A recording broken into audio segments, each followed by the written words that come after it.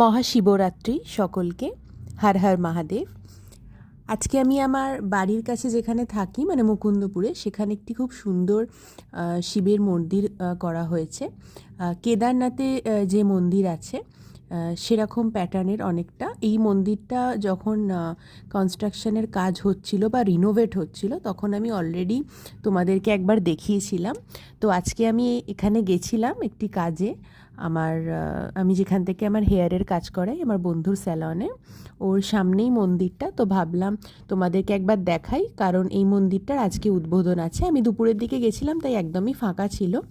দেখো এর ভিতরটা কিন্তু খুবই সুন্দর, আর বাইরেটাও তোমাদেরকে একটুখানি দেখিয়ে দিই। এটা হচ্ছে ডান দিকের রাস্তাটা। এর বাইরের স্টাইলটা দেখো, পুরোই কেদারনাথের স্টাইলেই বানানো, মানে যতটা আর কি পেরেছে ওনারা বানিয়েছে, ক্লাবের কর্তৃপক্ষ তরফ থেকে বানানো হয়েছে। আর এটা বাইরের এন্ট্রান্সটা, যেটা তোমাদেরকে দেখালাম আগে। আর এই বাঁদিকের জায়গাটায় দেখো একটা খুব সুন্দর মানে চেয়ার মতো রাখা আছে বসার জন্য, পিছনে একটা পুকুরও আছে। তো আজকে কারা কারা শিবরাত্রির উপোস করলে অবশ্যই জানিও। আজকের মতো টাটা।